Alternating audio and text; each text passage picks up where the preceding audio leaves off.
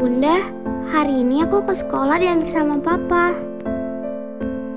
Tadi aku dijailin bun sama si Haikal. Makin iseng bun dia sama aku. Tapi Bunda jangan khawatir ya. Aku sekarang udah tahu kok ngisengin dia balik. Aku kasih aja dia belalang. Ternyata dia ketakutan dan janji gak mau ngisengin aku lagi. Besok ulang tahun aku, Bun. Sedih deh, gak bisa sama Bunda lagi tiup lilinnya. 50 perempuan Indonesia meninggal setiap harinya karena kanker serviks. Namun kanker serviks dapat dicegah dengan vaksinasi HPV dan deteksi dini secara rutin. Segera hubungi dokter Anda dan pastikan Anda dan keluarga terlindungi dari bahaya kanker serviks.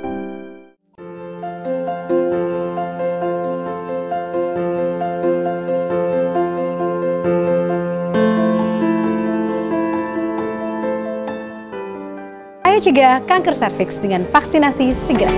Ayo cegah kanker serviks dengan vaksinasi HPV segera. Ayo cegah kanker serviks dengan vaksinasi HPV.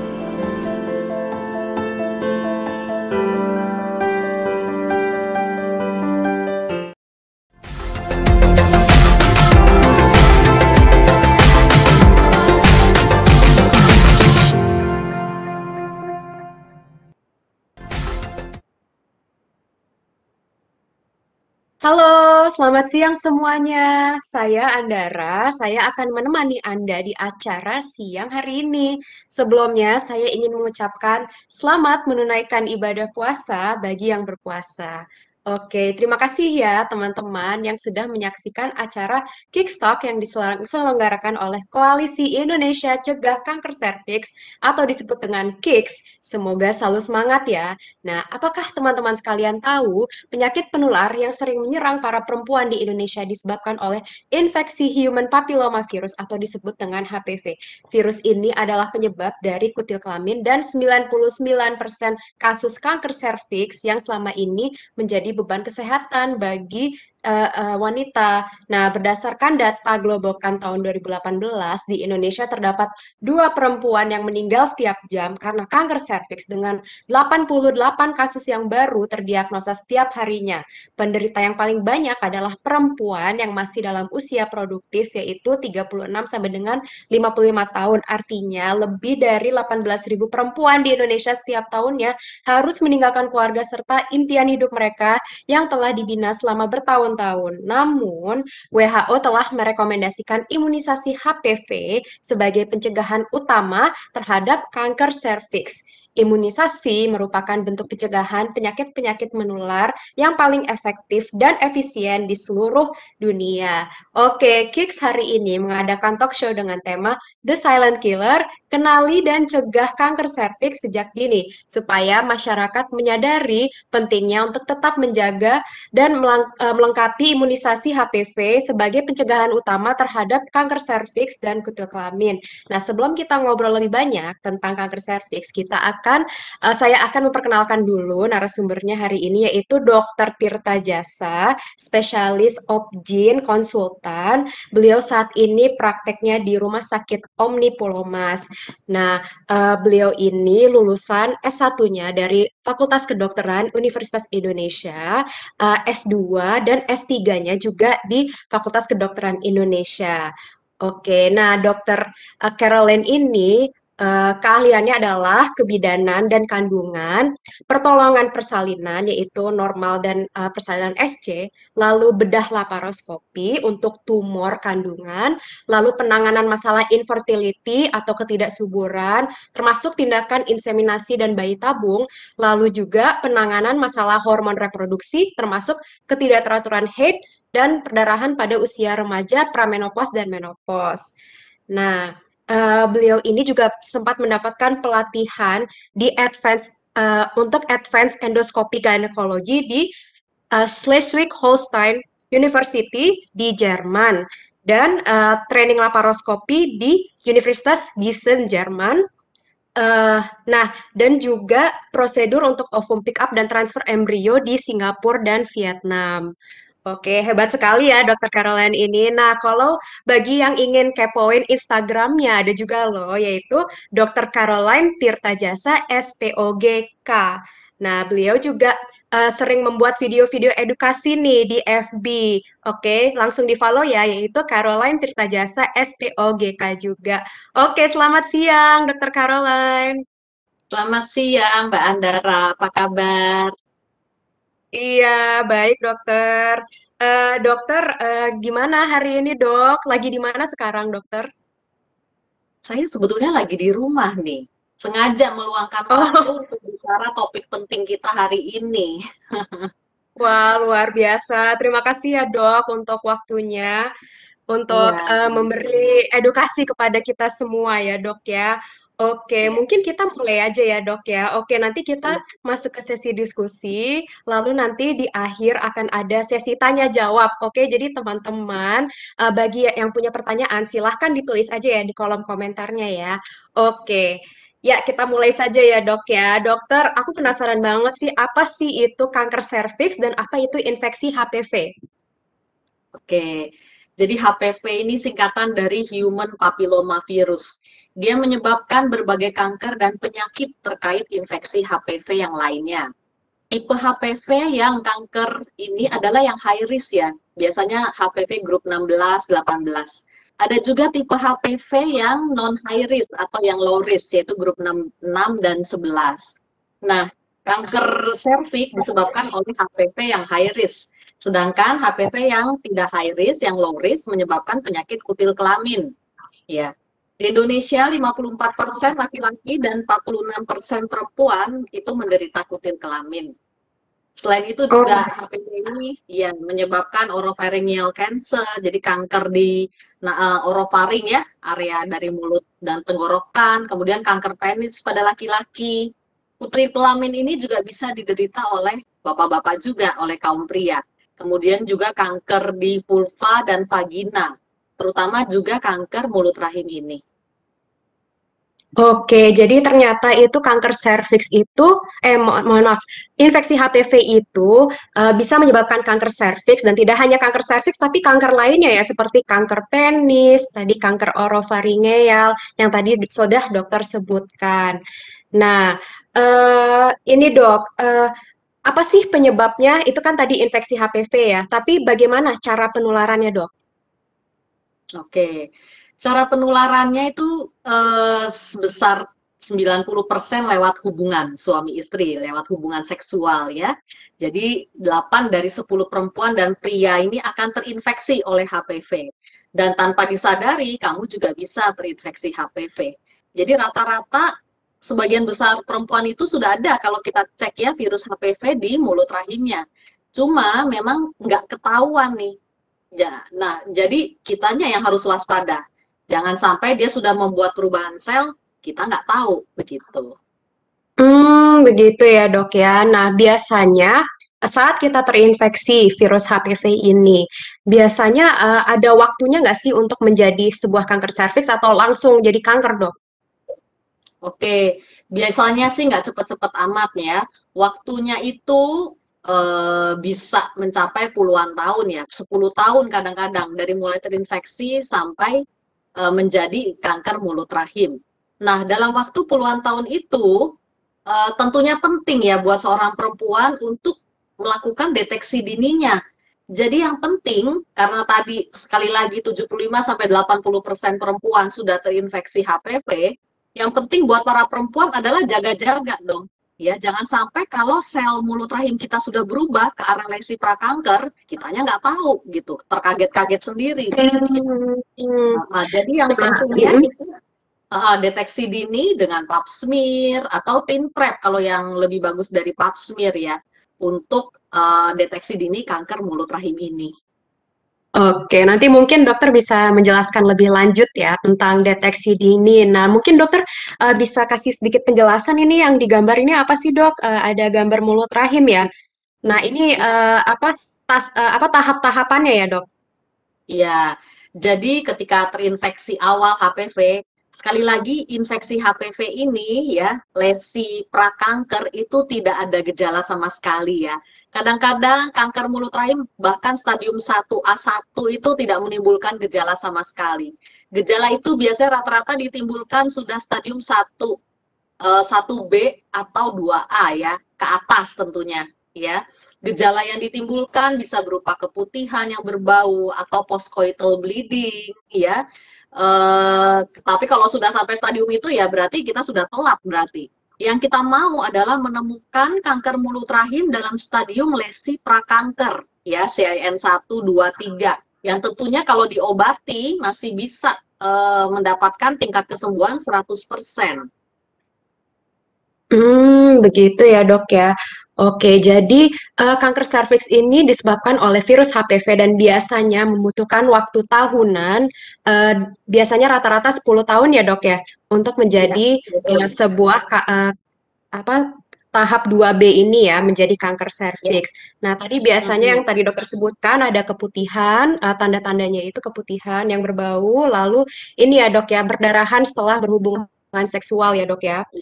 Betul. Nah, oke. Nah, siapa aja sih dok yang sangat beresiko terinfeksi HPV? Yang berisiko ini adalah perempuan usia reproduksi ya, antara range ya usia reproduksi kita dari usia 25 sampai 30 tahun sampai dia usia reproduksi itu sekarang ini sudah memanjang ya, bisa sampai 55 tahun. Ya, intinya adalah di saat seorang perempuan itu sexually aktif, dia sudah terpapar dengan resiko untuk terkena kanker serviks ini.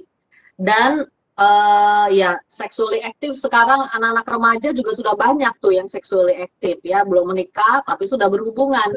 Betul. Nah, komunitas ini remaja-remaja yang seperti ini sudah bisa mendapatkan resiko terkena infeksi HPV tadi.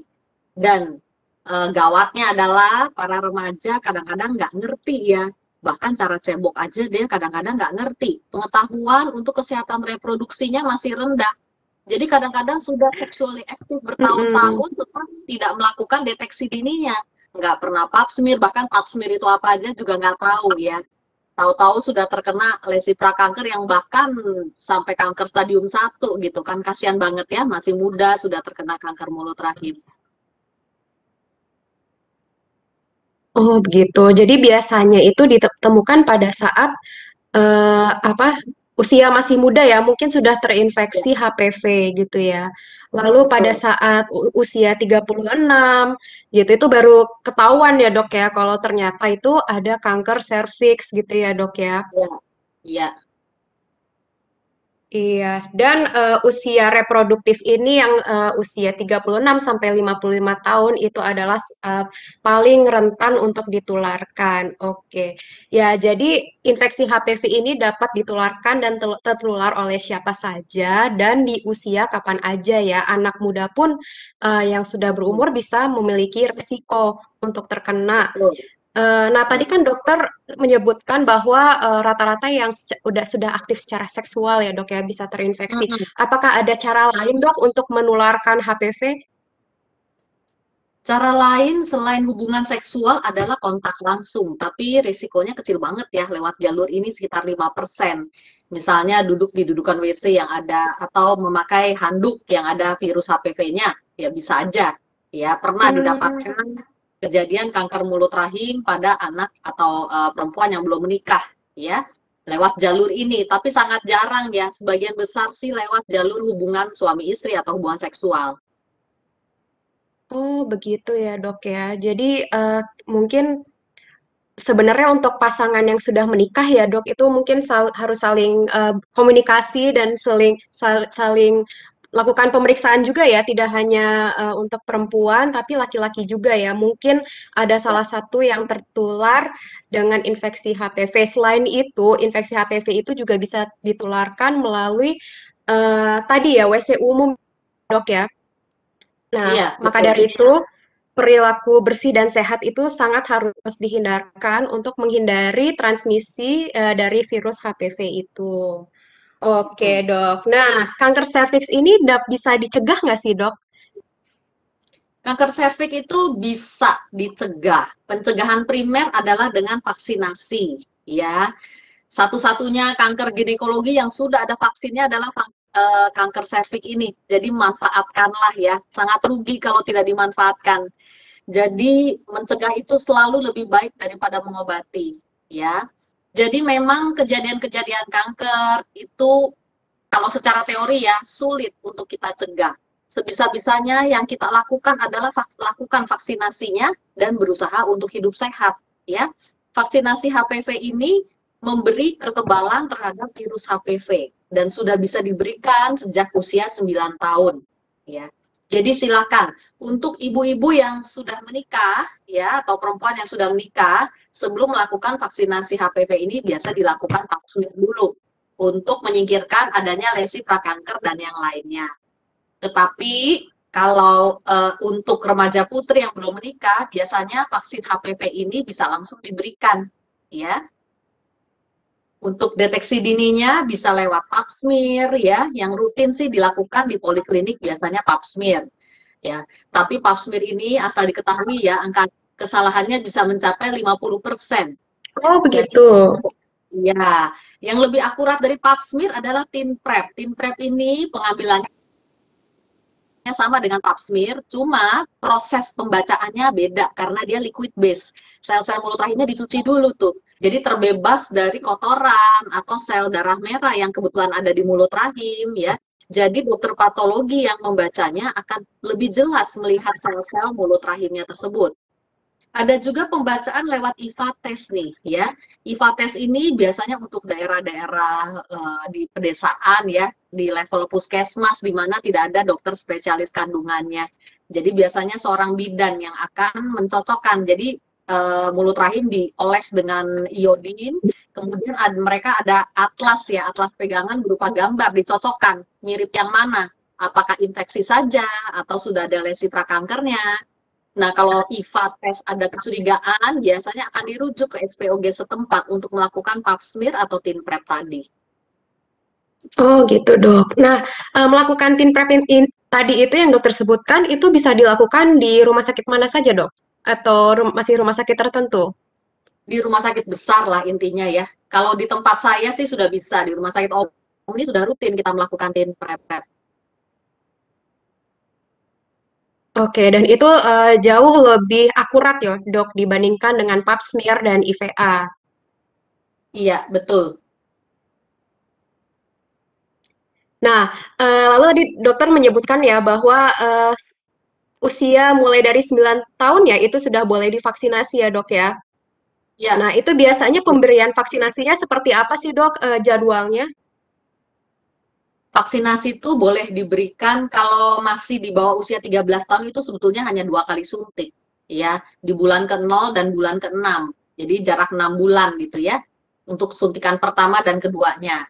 Tetapi di atas usia 13 tahun itu harus mendapatkan 3 kali suntikan, 0, 1, 6 bulan. Jadi suntikan pertama, kemudian bulan depan suntikan yang kedua, 5 bulan dari suntikan yang kedua adalah suntikan yang ketiga. Nah, itu baru lengkap. Oh, begitu ya, Dok. Nah, itu disuntikannya di daerah mana, Dok? Di lengan, di paha, atau di mana, Dok? Ya, di lengan biasanya. Ya, karena intramuskuler di lengan ya. Jarumnya kecil, jadi seharusnya tidak menyakiti ya. Oke, dan untuk yang usia anak-anak ini tidak perlu untuk melakukan pemeriksaan ya sebelumnya ya, hanya yang sudah aktif secara seksual ya, Dok, ya? Iya, betul. Oke, Dok. Nah, bagaimana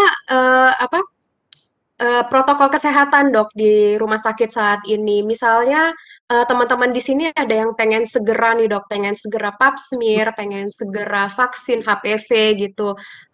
Tapi takut, Dok, karena lagi COVID gitu. Gimana, Dok?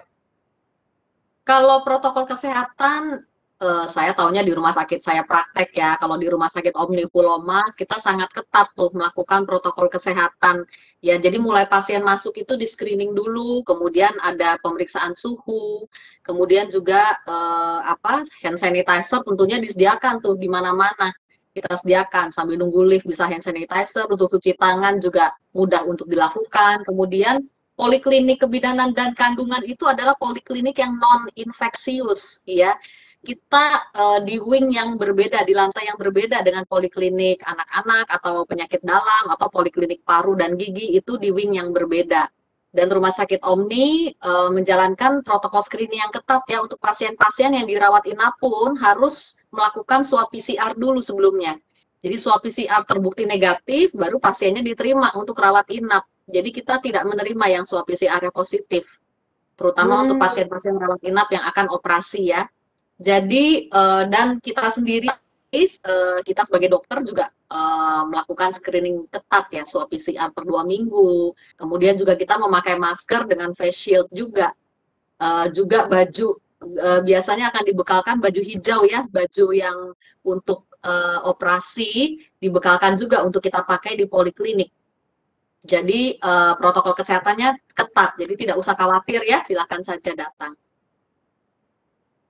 Baik, jadi teman-teman tidak perlu khawatir jika ingin melakukan pemeriksaan dini, tadi pap smear dan pemeriksaan lainnya di rumah sakit, bisa dilakukan di rumah sakit, di klinik juga bisa terkadang ya.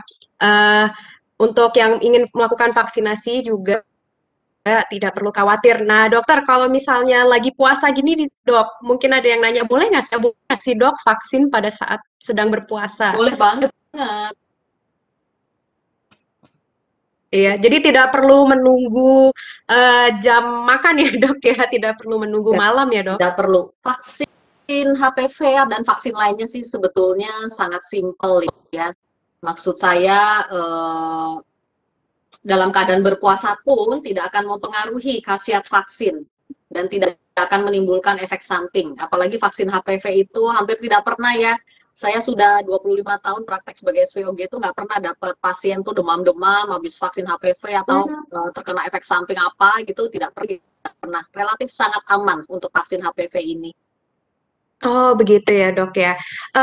Lalu bagaimana dok, apabila seseorang ingin melakukan vaksinasi, apa yang harus dipersiapkan sebelumnya? Jadi kalau untuk yang sudah menikah ya, perempuan yang sudah menikah, harus pap smear dulu tuh yang tadi saya bilang ya. Nah, pap smear itu kan biasanya hasilnya 1 minggu. Nah, begitu datang untuk lihat hasil, baca hasil normal, kita bisa langsung suntikan vaksinnya. Nah, kalau untuk anak-anak, dan tadi kan umur 9 tahun ke atas juga sudah bisa ya divaksin HPV, itu bisa langsung datang saja, tidak perlu ada persiapan apapun. Ya. Dan tidak tergantung sedang menstruasi atau tidak ya. Jadi maksud saya mau lagi mens atau tidak mens, itu ya oke-oke aja divaksin, tidak tergantung siklus menstruasi. Oh, begitu ya dok ya. Tapi apakah ada kasus tertentu di mana tidak boleh dilakukan vaksinasi dok? Vaksin HPV itu tidak boleh diberikan kalau sudah ada kanker mulut rahim di pasiennya. Ya, bukannya tidak boleh sih, sebetulnya boleh aja, tapi percuma kan, berarti virus HPV-nya sudah membuat dampak di situ. Jadi sudah telat untuk pencegahan primer gitu maksudnya. Berarti sekarang kita mengobati ya, kalau udah jadi kanker mulut rahim ya kita obati dengan operasi atau radiasi ya, bukan vaksin lagi. Jadi vaksin untuk yang belum terkena kanker gitu maksudnya, untuk pencegahan ya, bukan pengobatan. Oke, jadi teman-teman jangan khawatir karena kanker serviks itu sangat bisa dicegah ya. Nah, dapat dicegah dengan satunya melakukan yang secara primer yaitu dengan vaksinasi dan sudah bisa dilakukan untuk anak-anak. Lalu yang sekunder adalah dengan melakukan pap smear dan tes IVA seawal mungkin bagi perempuan yang sudah melakukan hubungan seksual. Namun tes pap smear ini hanyalah sebuah tes untuk mengenali kanker serviks di stadium awal. Jadi tidak bisa untuk mencegah saat sudah terpapar virus HPV. Nah, maka itu harus dilakukan pencegahan primer yaitu dengan vaksin HPV. Oke, dokter. Nah, mungkin ini kita sudah masuk ke sesi tanya jawabnya ya, dok ya. Oke, teman-teman, jangan lupa untuk tanya sebanyak-banyaknya ya. Mumpung banget nih kita bisa bincang-bincang langsung nih sama Dokter Caroline kapan lagi kan? Oke. Oke, dok, saya bacakan pertanyaannya. Nanti dokter silahkan menjawab ya, dok ya. Oke, Oke. dari Yeni Syahbana. Selamat siang dok, mau tanya kalau seseorang sedang terkena kutil kelamin, apakah bisa sembuh dan bisa melakukan vaksin HPV? Lalu syarat untuk bisa melakukan vaksin HPV apa aja ya dok? Terima kasih banyak. Oke, tadi mengenai syarat melakukan vaksin HPV sudah saya bahas tadi ya, Mbak Iya, Andara. sudah. Ya, sekarang kalau kebetulan pasiennya menderita penyakit kutil kelamin gitu ya. Nah, kutil kelamin ini atau kondiloma acuminatum itu disebabkan oleh virus HPV yang low risk ya. Jadi, kalau misalnya sudah terkena, diobatin dulu kutil kelaminnya ya. Mengobati kutil kelamin itu gampang banget. Tinggal di elektrokauter aja dengan anestesi lokal juga bisa. Tentunya tergantung seberapa luas kutil kelaminnya. Yang mengerjakan juga dokter spesialis kebidanan dan kandungan ya, bukan dokter kulit. Ya, karena kutil kelamin itu bisa masuk ke dalam ya, ke dalam vagina, bahkan ke mulut rahim. Nah, kalau dokter spesialis kulit dan kelamin biasanya cuma dilihat dari luar saja, area bibir kemaluan. Nggak sampai ke dalam tuh di longoknya, karena mereka juga nggak punya alatnya. Jadi, pemeriksaan menyeluruh oleh seorang dokter spesialis kebidanan dan kandungan untuk melihat apakah kutil kelamin yang di dalam vagina atau di mulut rahim juga ada. Jadi jangan diobati yang di luarnya saja, area bibir kemaluan, tapi dilongok sampai ke dalam, jadi tuntas. Nah, setelah dipastikan sembuh, sudah baik, tidak ada lagi lesi kondilomanya, barulah vaksin. Tentunya pap smear dulu ya, pap smear dulu sebelum vaksin.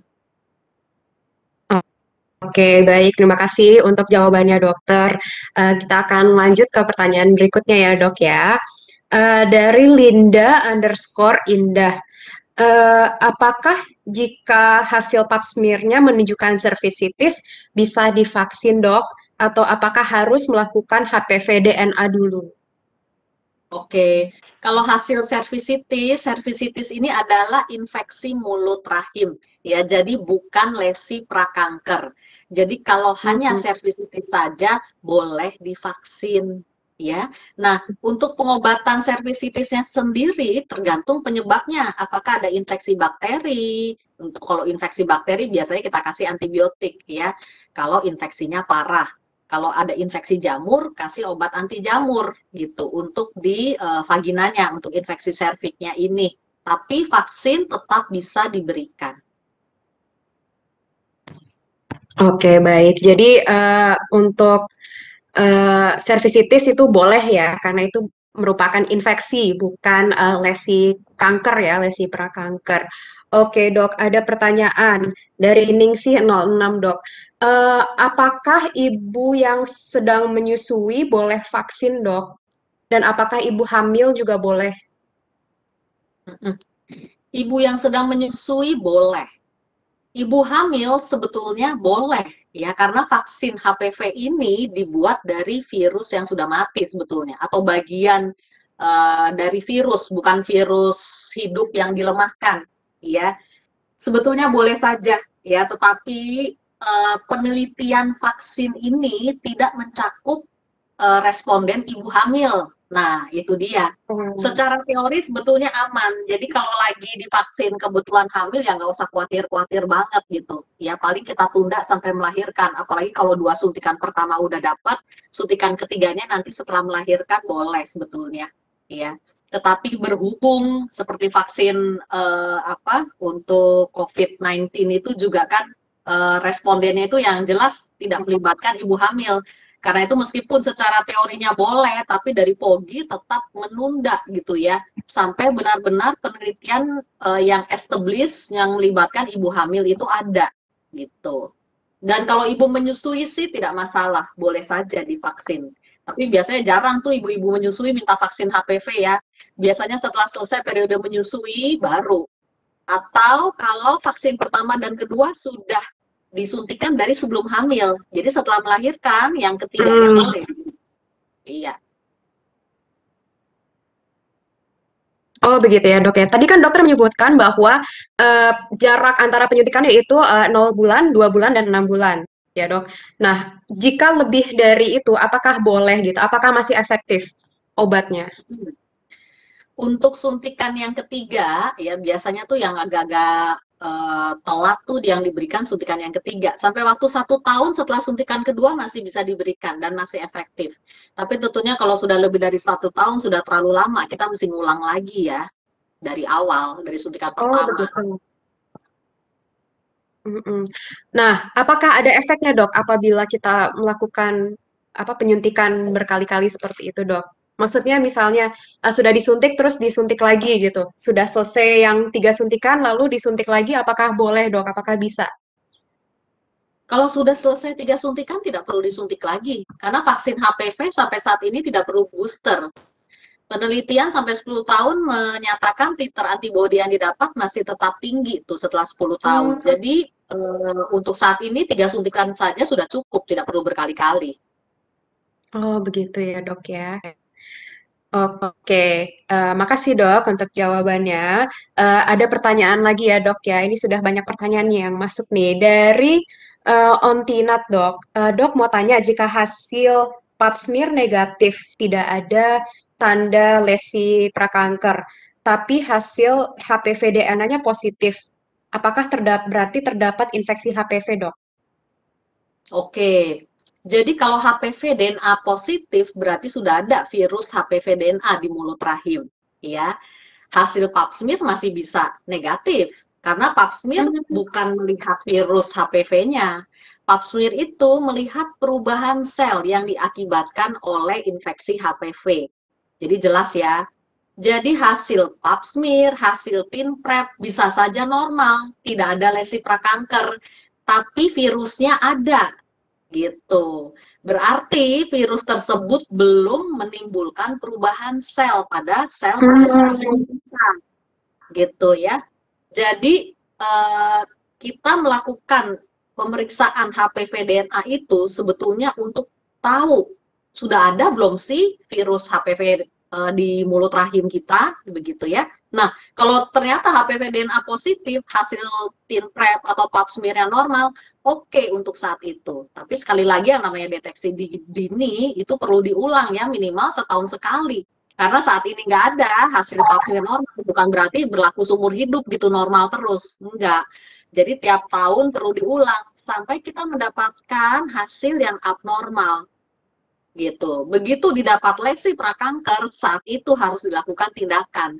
Jangan sampai dia naik level jadi kanker beneran gitu maksudnya. Jadi tujuan deteksi dini itu untuk mendapatkan perubahan sel dalam stadium yang paling dininya, yaitu lesi prakanker.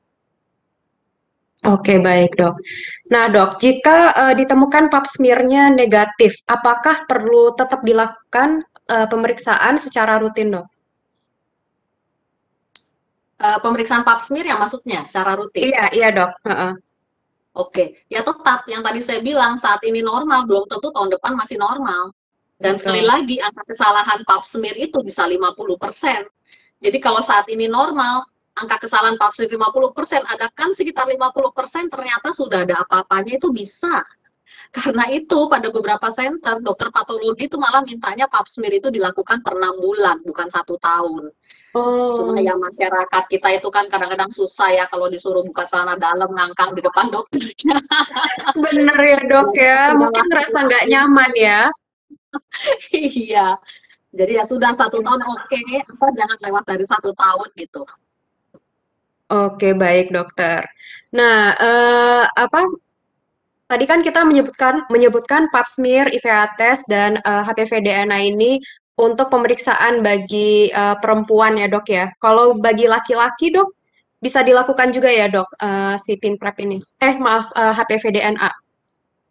HPV DNA sih sebetulnya secara teorinya benar ya, cuma kan masalahnya kalau dokter kebidanan dan kandungan seperti saya, pasien kita tuh ibu-ibu semua, nggak ada yang bapak-bapak. Bapak-bapak biasanya periksanya ke dokter spesialis kulit dan kelamin atau ke dokter bedah urologi biasanya. Tapi sebenarnya sih harusnya bisa ya diambil pulasan dari sekitar penis. Ya, dengan alat yang sama yang kita pakai untuk TinPrep, Sitobras, itu harusnya bisa dilakukan. Oke, baik dokter. Oke, kita akan lanjut ke pertanyaan berikutnya ya dok ya. Maaf. Oke. Ya dokter, ada pertanyaan dari Nadia Ledisma. Dok mau tanya, jika anak umur 9 tahun eh, atau orang dewasa, apakah ada melakukan vaksin HPV, apakah ada efek sampingnya? Tadi dokter Tidak ada. sudah menjelaskan ya. Iya, Jarang ya relatif efek tidak ada. sampingnya ya, Dok? Hampir tidak ada efek sampingnya. Oke, tapi jika ada, Dok, kira-kira seperti apa, Dok, efek sampingnya? Efek samping itu biasanya yang disebabkan sama seperti vaksin lain ya, reaksi ruam atau sakit atau sedikit bengkak di area suntikan saja, itu aja. Tapi selama ini sih pasien-pasien saya baik-baik aja tuh, nggak ada yang sampai bengkak, bisul gitu, nggak.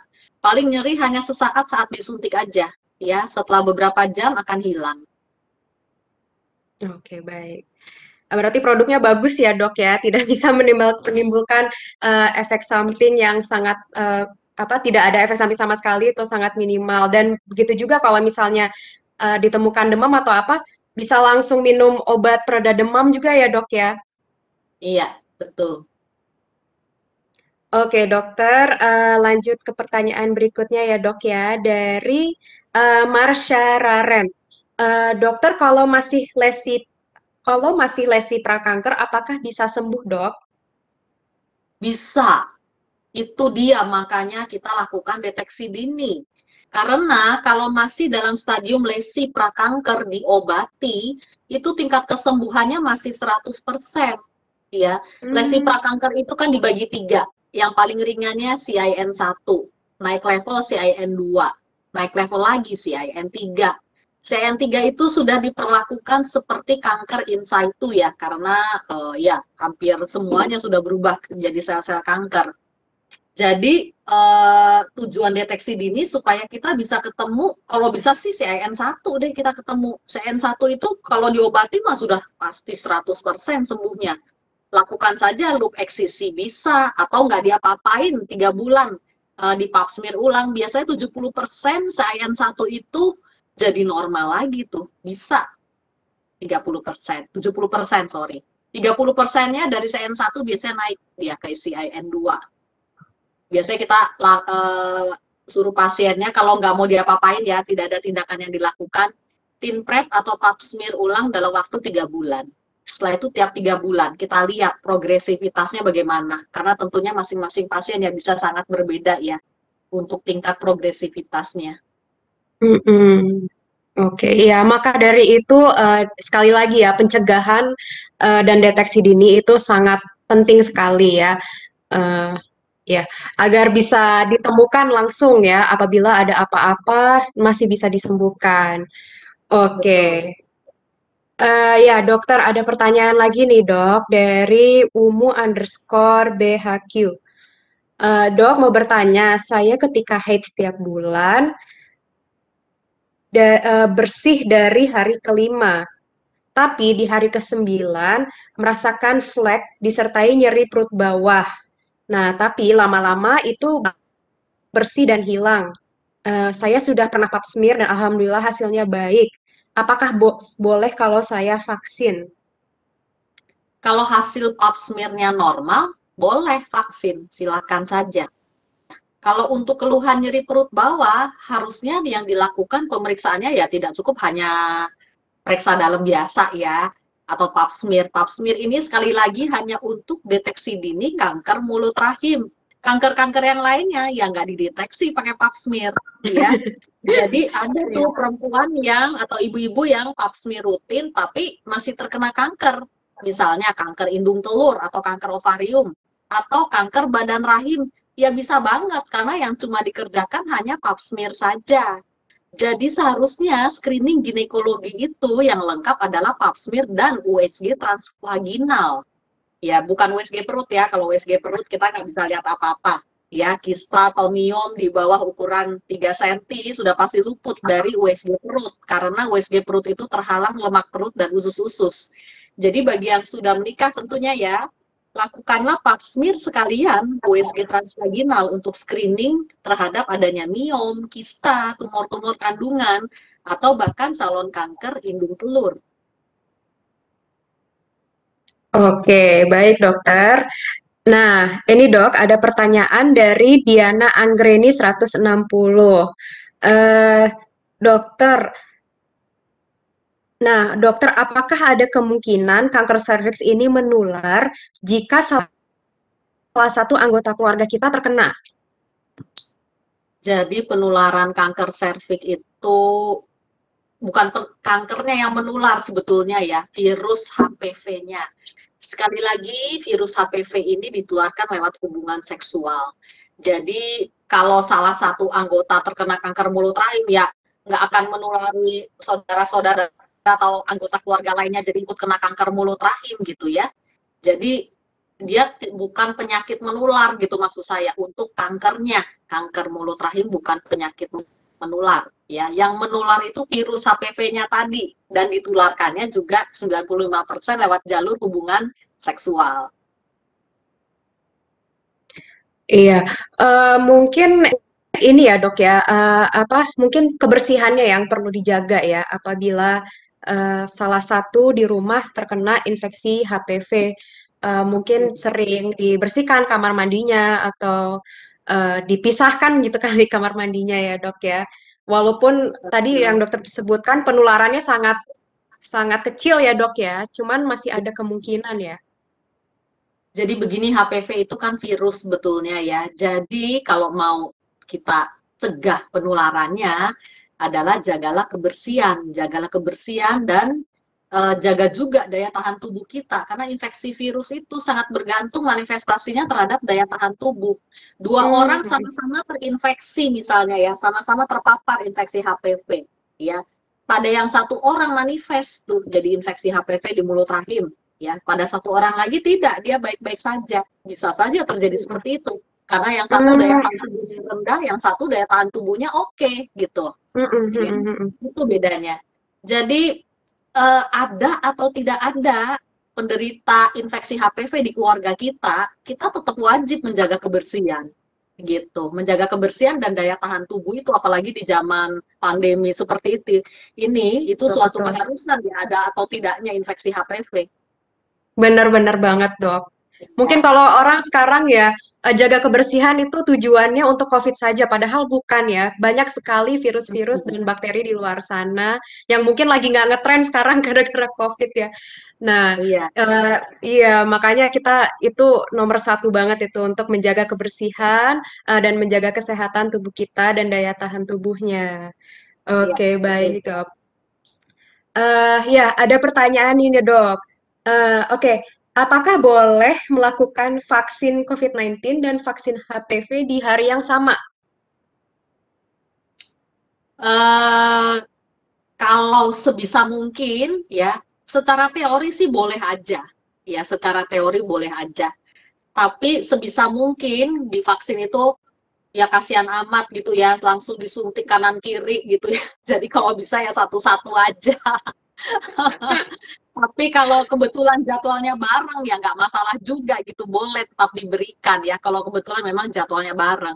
Tapi kalau boleh dari awal kita mengatur jadwalnya ya sebaiknya satu-satu dulu ya.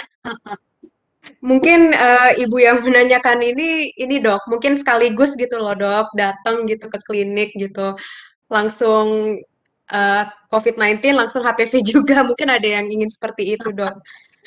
Oke, sebetulnya sih secara teori sih bisa aja ya. Oke, jadi nggak apa-apa ya. Tapi kalau boleh misalnya kasih jaraknya berapa lama dok antara satu vaksin dengan vaksin lainnya? Biasanya sih dari selesai vaksin COVID 1 bulan kita vaksin HPV. Jadi jarak 1 bulan itu untuk mengantisipasi kejadian-kejadian KIPI ya, kejadian ikutan pasca imunisasi, itu antisipasinya sih biasanya 1 bulan lah kita kasih jeda gitu ya. Oh baik, oke. Oke dokter. Nah ada pertanyaan lagi di dok. Nah apabila sedang hamil dokter, nah lalu terkena infeksi HPV. Ya, apakah itu akan apakah itu bisa menular ke bayinya, dok? Oke, biasanya ibu hamil sih nggak pernah dipap smear tuh, jadi nggak pernah tahu infeksi HPV atau tidak, ya. Jadi kalau mau tahu infeksi HPV itu dilakukan pap smear-nya dari sebelum hamil. Ya, sudah menikah, belum hamil gitu ya. lakukan pap smear. Toh pap smear itu sih pemeriksaan rutin tahunan. Dan kalau sudah hamil, biasanya sih nggak pernah tuh ibu hamil di pap smear. Pap smear itu dilakukan 3 bulan setelah melahirkan. Karena biasanya hormon-hormon kehamilan sendiri mengadakan perubahan sel ya. Maksud saya selnya itu beda pembacaannya dengan ibu-ibu yang tidak hamil. Jadi jarang banget, hampir nggak pernah kita melakukan pap smear pada ibu hamil. Jadi biasanya ditunda untuk pemeriksaan pap smear sampai melahirkan. Jadi 3 bulan setelah melahirkan itu jadwalnya pap smear. Baru kita terapi kalau misalnya ada apa-apa dari hasil pap smear-nya. Begitu ya dok. Nah, bagi orang yang pernah terkena kanker serviks dok, apakah bisa hamil dok? Ya bisa aja, apalagi kanker serviksnya masih stadium 1. Ya, sorry, bukan stadium 1, stadium lesi prakanker bisa. Tapi stadium 1 pun itu sudah harus histrektomi tuh. Logikanya sih sebetulnya bisa aja hamil tanpa rahim ya. Lewat surrogate mother, pernah dengar nggak? Jadi untuk seorang itu kan jarang dok di Indonesia dok. Iya, di Indonesia memang hukumnya belum memungkinkan ya, tapi bidang saya kan fertility nih ya, Mbak Andara. Jadi saya di bidang saya yang paling penting untuk perempuan itu sebetulnya indung telur atau ovarium daripada rahim.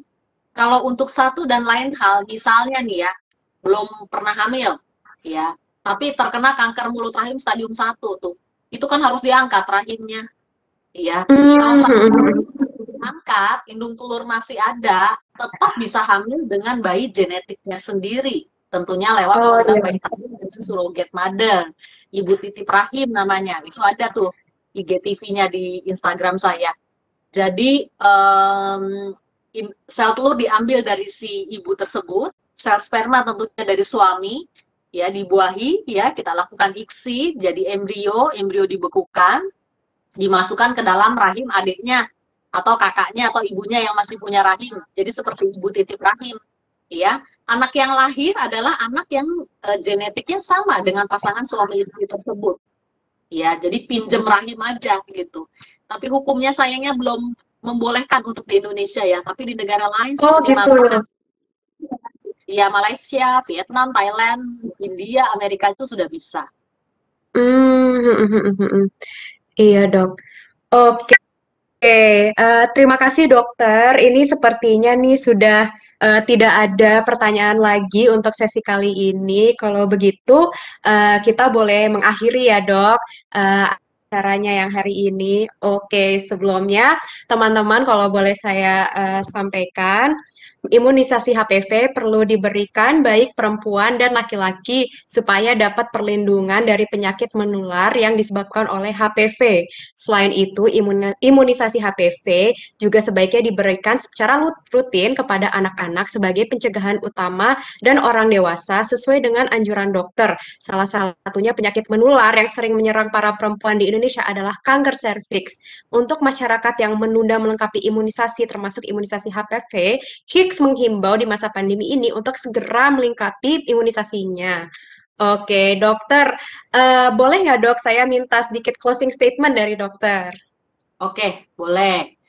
Jadi untuk semua perempuan, ya, jagalah kesehatan reproduksi, ya. Kesehatan reproduksi ini sangat penting, organ reproduksi ini sangat penting, ya, untuk perempuan karena letaknya di dalam, terkena penyakit sedikit saja, tidak ada gejala. Dan kanker-kanker ginekologi semuanya pada stadium awal tidak memberikan gejala sama sekali. Ya, jadi lakukanlah deteksi dininya dengan pap smear dan tentunya USG transvaginal, itu screening ginekologi yang lengkap. Nah, untuk selebihnya topik-topik kesehatan reproduksi itu banyak saya buat sengaja IGTV saya, silakan follow Instagram saya DR Caroline Tirtajasa SPOGK disambung tanpa titik tanpa spasi. Bisa dilihat tuh topik-topik yang tadi ditanyakan tuh seperti tentang cervicitis, surrogate mother, keputihan, ya, nyeri perut bawah, PID, penyakit infeksi atau radang panggul, banyak sekali. Paling lengkap sudah 150 judul untuk topik semua kesehatan reproduksi untuk semua perempuan, karena memang tujuannya untuk edukasi supaya semua perempuan bisa naik kelas, naik level ya, kalau istilah saya tuh naik kelas supaya tambah pintar tanpa dicerahkan gitu ya. Bener, Karena bener. kesehatan reproduksi ini memang sebagian besar masih dianggap tabu di masyarakat kita karena itu banyak mitos dan banyak yang tersesat gitu ya, salah langkah. Nah, itu kan bahaya banget ya. Jadi silakan dimanfaatkan. Oke, baik. Terima kasih ya, dokter, untuk closing statement-nya dan perbincangan hari ini yang sangat-sangat menarik. Oke, semoga materi dan informasi yang sudah disampaikan tadi dapat memberikan manfaat bagi kita semua.